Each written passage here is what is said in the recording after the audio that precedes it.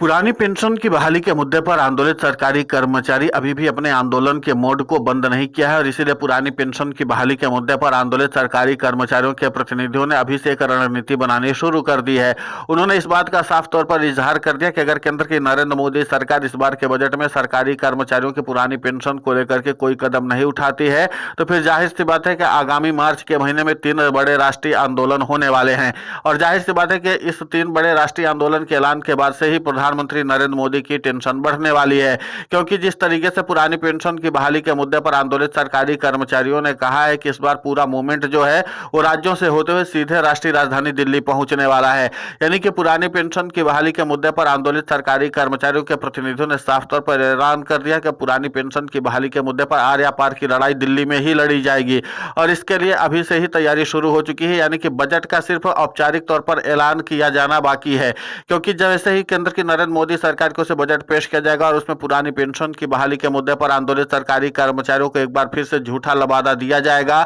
तो उसके बाद सीधे तौर पर पुरानी पेंशन की बहाली के मुद्दे पर आंदोलित सरकारी कर्मचारी और उनके प्रतिनिधि व्यापक तौर पर राष्ट्रीय राजधानी दिल्ली में अपनी लड़ाई लड़ने के लिए आ जाएंगे और इस बार आर्या पार की लड़ाई लड़ी जाएगी। और इसके लिए ही जनवरी के महीने के बाद सीधे तौर पर फरवरी में ही सरकारी कर्मचारी अपनी रणनीति को धार देंगे और मार्च के महीने में एक के बाद एक 3 राष्ट्रीय राजधानी दिल्ली में आंदोलन होंगे और उसके बाद सीधे तौर पर केंद्र की नरेंद्र मोदी सरकार को चुनौती दी जाएगी। तो कुल मिलाकर के केंद्र की नरेंद्र मोदी सरकार भले ही पूरे बजट में पुरानी पेंशन की बहाली के मुद्दे को रोकने की कवायद में जुटी हुई हो और इस बात का संकेत देने की कोशिश कर रही हो कि अभी वो पुरानी पेंशन की बहाली के मुद्दे को प्राथमिकता पर भले नहीं रख रही है, लेकिन इसका मतलब ये भी नहीं है कि सरकारी कर्मचारी उसके प्राथमिकता का इंतजार कर रहे हैं, बल्कि सरकारी कर्मचारी सीधे तौर पर केंद्र की नरेंद्र मोदी सरकार को चुनौती देने के लिए तैयार बैठे हैं। और पुरानी पेंशन की बहाली के मुद्दे पर तमाम कर्मचारी संगठनों के प्रतिनिधियों की ओर से बैठक अब शुरू होने लगी है। माना यही जा रहा है कि राज्यों की राजधानी से होते हुए पुरानी पेंशन की बहाली का आंदोलन जो है वो सीधे तौर पर राष्ट्रीय राजधानी दिल्ली पहुंचेगा और रामलीला मैदान में फिर से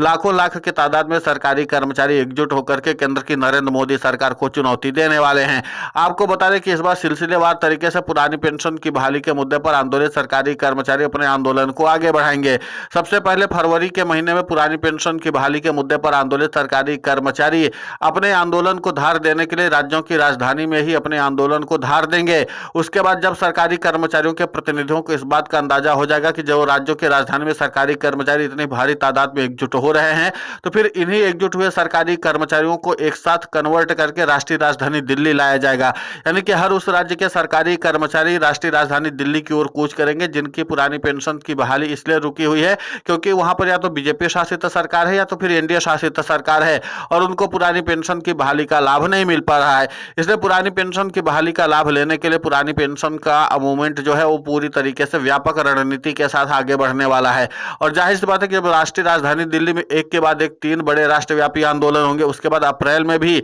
पुरानी पेंशन की बहाली के मुद्दे पर आंदोलित सरकारी कर्मचारियों के प्रतिनिधि ब्लॉक स्तर पर और जिला स्तर पर आंदोलन तो चलाएंगे ही, लेकिन राजधानी स्तर पर भी आंदोलन चलाएंगे, यानी कि राज्यों के राजधानी में भी आंदोलन होगा। तो यानी मार्च से लेकर के अप्रैल तक में भी सरकारी कर्मचारियों का मूवमेंट रुकने वाला नहीं है। वो सीधे तौर पर ब्लॉक और जिला स्तर से लेकर के तहसील स्तर, विधानसभा स्तर तक में भी इस मूवमेंट को चलाएंगे ताकि छोटे छोटे स्तर पर भी अपने आंदोलन को और भी ज्यादा गति दी जा सके। सनद है पुरानी पेंशन की बहाली के मुद्दे पर आंदोलित सरकारी कर्मचारी ये उस जगह पर आंदोलन चलाएंगे जहां पर राज्यों के विधानसभा चुनाव होने वाले हैं, यानी कि आगामी समय में जहां पर विधानसभा चुनाव होने वाले हैं वहां पर इस तरीके के मूवमेंट चलाए जाएंगे। लेकिन इसका मतलब यह नहीं कि जिन राज्यों में चुनाव हो चुका है वहां पर सरकारी कर्मचारी खामोश बैठेंगे। वहां के भी सरकारी कर्मचारी इसी रणनीति के तहत काम करते हुए नजर आएंगे और पुरानी पेंशन की बहाली के मुद्दे पर केंद्र की नरेंद्र मोदी सरकार के ऊपर दबाव बनाने की कोशिश करेंगे। इसके अलावा पुरानी पेंशन की बहाली के मुद्दे पर आंदोलित सरकारी कर्मचारियों के प्रतिनिधियों ने भी इस बात का फैसला कर लिया कि राष्ट्रीय राजधानी दिल्ली में रवाना होने से पहले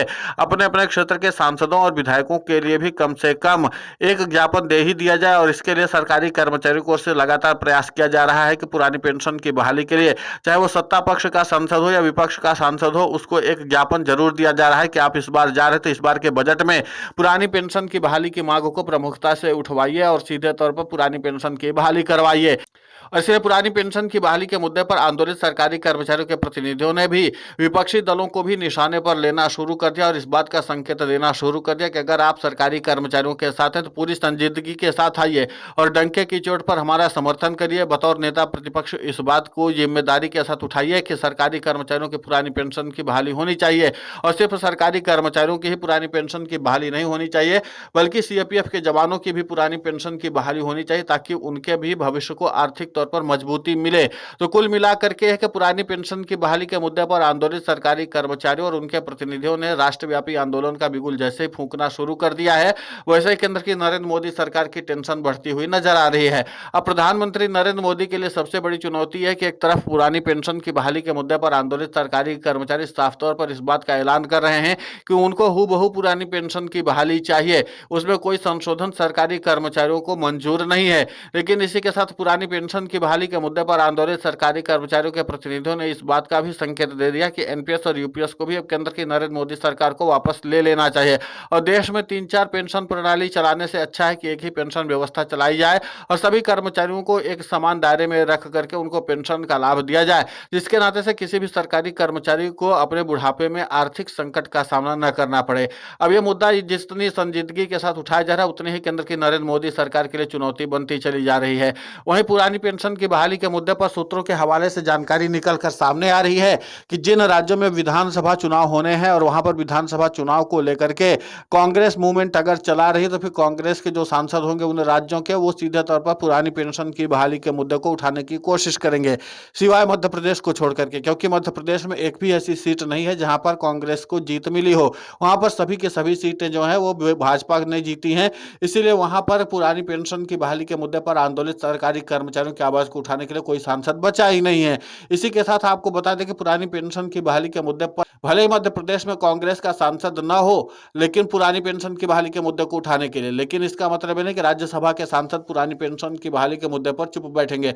बल्कि वो पुरानी पेंशन की बहाली के मुद्दे को और भी ज्यादा पुरजोर तरीके से उठाने की कोशिश करेंगे ताकि सरकारी कर्मचारियों के विश्वास को हासिल किया जाए। उधर पुरानी पेंशन की बहाली के मुद्दे को लेकर के आर्या पार की लड़ाई शुरू हो चुकी है। सरकार के लिए चुनौती यह है कि 4 पेंशन व्यवस्था पहले से चले और दूसरी तरफ सरकारी कर्मचारी हूबहू पुरानी पेंशन की बहाली की मांग पर अड़ गए हैं और सरकारी कर्मचारियों के साथ अब विपक्षी दलों के भी हाथ पांव फूलने शुरू हो चुके हैं, क्योंकि उनको अगर ये लगता होगा कि हम लतीफा सुना करके सरकारी कर्मचारियों का वोट हासिल करके सत्ता में आ जाएंगे तो अब पुरानी पेंशन की बहाली के मुद्दे पर आंदोलित सरकारी कर्मचारियों के प्रतिनिधियों ने कहा कि जो संसद में हमारी आवाज को प्रमुखता से उठाएगा वही भी वोट हासिल करेगा। अब यह नहीं है कि कोई भी विधानसभा चुनाव में मैनिफेस्टो जारी करके सरकारी कर्मचारियों से कह दे कि वो सरकार में आएंगे तो पुरानी पेंशन की बहाली की जाएगी और उसके बाद आनाकानी होगी। अब ऐसा है कि सीधे तौर पर लोकसभा हो या फिर विधानसभा, हर जगह पर गारंटी के साथ ऐलान करना अब मजबूरी बन जाएगी और उसी के साथ अगर नहीं किया जाएगा तो सरकारी कर्मचारी अब हर एक दल का